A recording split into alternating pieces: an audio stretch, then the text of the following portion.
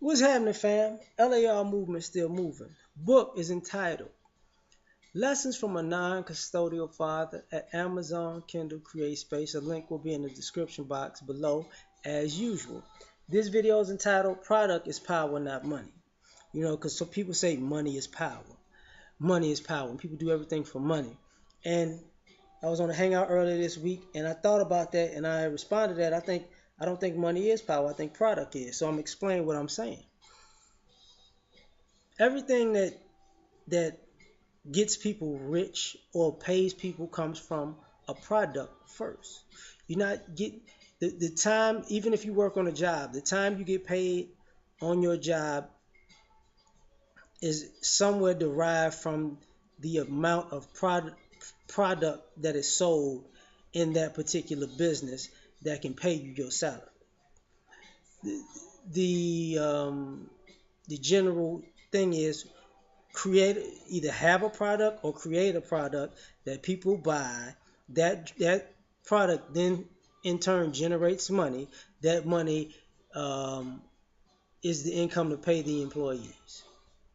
You so to me, product is money. Okay. In old times they would say your livestock is money, your land is money because that's a product because you can produce more cattle or um, more fruits and vegetables or goods that you can make with those fruits and vegetables or grains to trade for materials. It used to be a barter system.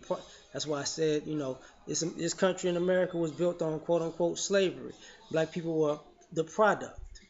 You know, we're the people who went grew the fields and tilled the land and created all of this product for somebody to generate their wealth with. Because these people in that slavery time weren't hard workers. They didn't work for anything. They used the people as products to work the land that produced, so which in turn gave them money. Anything that you have in your house,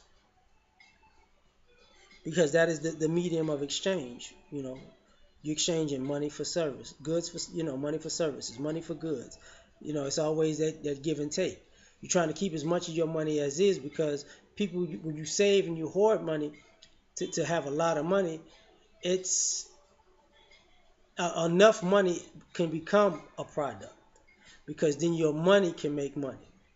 But until you reach that level, you're always trading your money for a good. You know, you got to eat.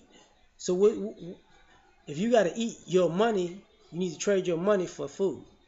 But the people that produce the food are trading their food for your money. But they still can produce food. You know what I'm saying? You can't produce food. You can't produce money the same way they can produce food because they've tilled their land and their product. Like I got a couple of trees in the back, and and I had a garden. I'm gonna tell you like this: if it's strawberry season, if you don't know how fast strawberries grow, you can literally pick them and walk back out there the next day or 2 days, and you have more strawberries. So that's faster than you can. Can you make does your money come that fast for strawberries? Can you generate more money every day or every other day? Not so much. You know, that's why people make certain things. I'm a big fan of cookies. I love cookies. Guess what? I got to give up some of the money that I work for to buy them damn cookies all the time. I really need to stop that, but fuck y'all. I like cookies. Um, you hear me listening to music. I love just listening to music in the house. But you have to buy the music to listen to. You have to That's the product that they've made. That was their creation. They created something, and it resonates with you so much that you have to part with your money to get it. You know. So don't think because you have money that you necessarily have power.